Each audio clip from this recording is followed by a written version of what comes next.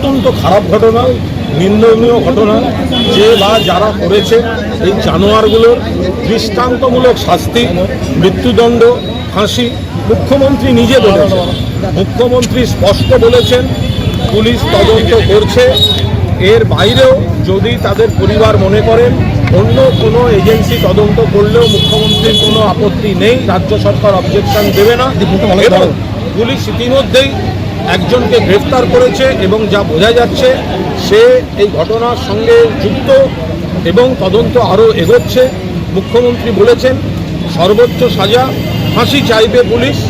ফলে ঘটনা যেমন নিন্দার, তেমনি সরকার এবং মুখ্যমন্ত্রী কি ব্যবস্থা নিচ্ছেন এটাও তো মানুষ তাকিয়ে থাকেন। যা করা দরকার ঠিক সেটাই মাননীয় মুখ্যমন্ত্রী করেছেন। এর আগে সিপিএম জমানায় বারবার এই ধরনের ঘটনা ঘটেছে, বিজেপি রাজ্যগুলোতে বারবার ঘটে। এ নিয়ে তারা যেন শকুনের রাজনীতি না করে। খারাপ ঘটনা, বিচ্ছিন্ন ঘটনা, সমাজে অনেক অনেক অনেক ভালো কাজ হয়, তার মধ্যে কেউ কেউ নিন্দা খারাপ কাজ করেন। দেখার বিষয় সরকার কতটা শক্তিশালী হয়ে কঠোর হয়ে তাকে সর্বোচ্চ শাস্তির দিকে নিয়ে যাচ্ছে। এক্ষেত্রে মমতা বন্দ্যোপাধ্যায় সর্বোচ্চ শাস্তি অর্থাৎ ফাঁসির দাবি করে পুলিশকে সেদিকে এগোতে নির্দেশ দিয়েছে। একটা ঘটনা তদন্ত চলছে, পুলিশ অত্যন্ত দক্ষতার সঙ্গে একজনকে অ্যারেস্ট করেছে। আর কেউ জড়িত কিনা, আর কেউ আছে কিনা সেগুলো জিজ্ঞাসাবাদ চলছে, তদন্ত চলছে।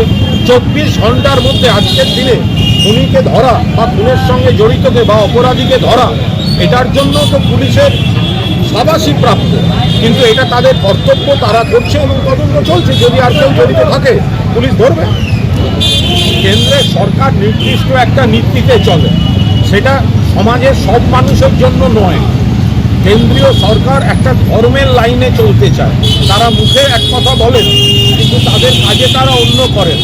ফলে সেটা সাধারণ রাজনীতিতে যেমন করেন তেমনি পরিষদীয় রাজনীতি বা সংসদীয় রাজনীতির ক্ষেত্রেও তারা সেই দৃষ্টিভঙ্গিতে চলেন বলেই এই ধরনের কাজগুলো হয়।